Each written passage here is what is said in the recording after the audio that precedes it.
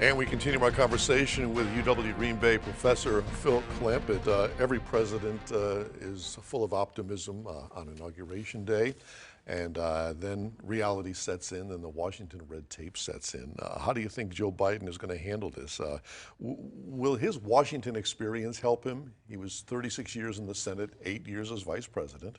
Yeah, he's probably the most experienced person at that level legislatively we've ever had, and he seems to be really incredible in terms of all the relationships he's had. All the players that he's dealing with, Mitch McConnell, Schumer, Nancy Pelosi, are all people that he knows very, very well. Yeah. So I think that is probably one plus that comes out of this, and those relationships will be out there. That said, a recent poll said that 56% of Americans do not expect that he can overcome the political divide. And it's less a concern about Joe Biden, and it's more of a concern about the people that supported Joe Biden, and they're the ones that are going to make that happen. So that's where I see the potential challenge of the come together and whether that rhetoric will turn into reality.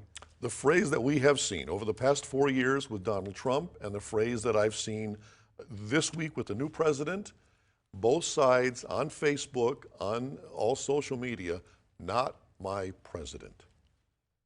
How can we ever get unity? How can we ever come together when both sides are to that degree? I don't think that's healthy. I think we should always say it's my president, our president, and that's the world in which we live in. But that type of divisive language, and whether it comes from the right or whether it comes from the left, is anti-spirit of collaboration. Mm-hmm. It goes back to the point about capitulation.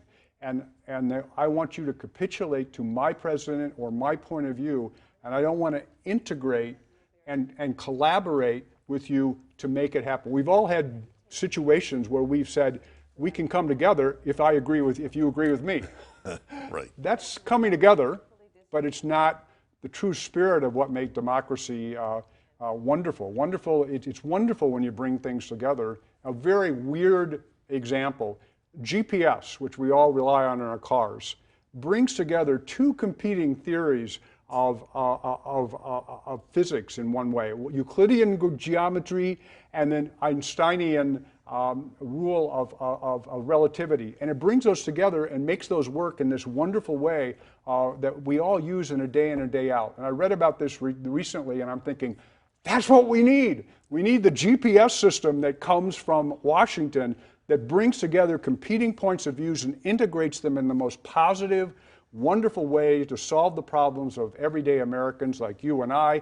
And there's no president, my president or your president, it's our president. And that's what we need. We need something like that. And who knows, maybe we'll end up with something like a GPS structure that has changed all our lives for the better. Mm-hmm. Dr. Phil Clampett, as you and I have always said, we could do a 4-hour show. We'll do it. We could talk forever on this. All Much right. appreciated. Great to have you. Nice to see you, Tom.